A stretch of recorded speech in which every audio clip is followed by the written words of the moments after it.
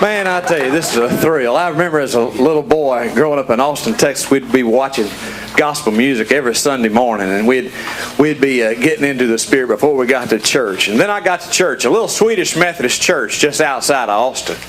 And I'd sit back in the back, you know what I mean, with my buddies, and my mom and daddy, Floyd Leon and Pauline Bernadine.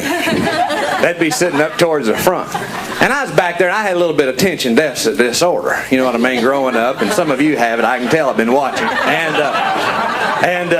Anyhow, I was back there in the back and, you know, trying to focus, trying to get into it. And sometimes it's sort of hard on Sunday, even if you got a good preacher. I know. And I had a bulletin, and, you know, I filled in the zeros and the B's and the D's. But that Sunday, I was back to back, and I was trying to get into it, trying to focus, pay attention, hear the preacher. And he was that old-style preacher. He said, "What should we do with sin?" And I went, "Bless his heart, he don't know." And someone needs to help that man.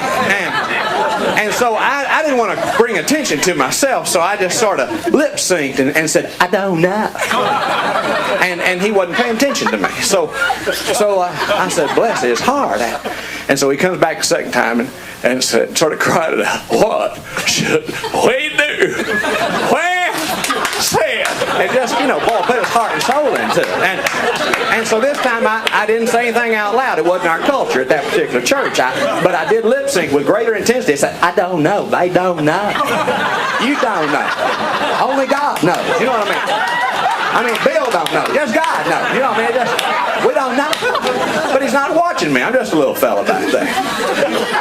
All of a sudden, it sort of came to my heart, came to my soul. When you got attention deficit, your mind just goes and goes and goes and goes and goes. You just think of all kinds of things. And I thought this. Tell you what I'm going to do. I'm going to answer in another voice. I'm going to use the voice of old Barney Fife, old Don Knotts, on the Andy Griffith Show. And that way he'll have an answer. God's people will be blessed. And my mom and daddy, Floyd Leon, Pauline Bernadine, won't know it's me. You know what I mean? That's what I was thinking. So sure enough, third time, he sort of whispers it. "What should we do with sin?"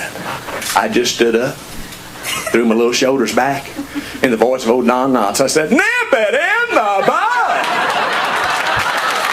You gotta nip it, baby. Nip it in the bud. Nip it in the bud." Next thing I knew, I was sitting between my mama and my daddy. Floyd Leon, Pauline Bernadine. Floyd, he'd thump you on the back of your head. I had several visions right then and there at that time. But you know, just growing up, I'd learned these voices. I don't know how I picked up these voices. I guess my mind just went. And I remember as a little boy, I'd watch, you know, the gospel groups, and I always wanted to imitate them. And I'd try singing, you know, and all those great numbers. And then I'd watch great preachers like old Billy Graham. I remember on those crusades when it'd zero in on old Billy at the end, and he'd make that last appeal, and he'd say, "And the other day, I want you to know that I was talking to the Lord, and I said, 'Lord, who do you want me to pray for?' And he told me. He said, 'I want you to pray for George. Pray for old George and Glenn Payne. And pray for those two.' And I said, 'Lord, I want to know, will they go to heaven? Will they be there? Will Swanberg be there? I want to know.' And he told me, yes. And I said, 'Why?' And he told me, they've never reached the age of accountability."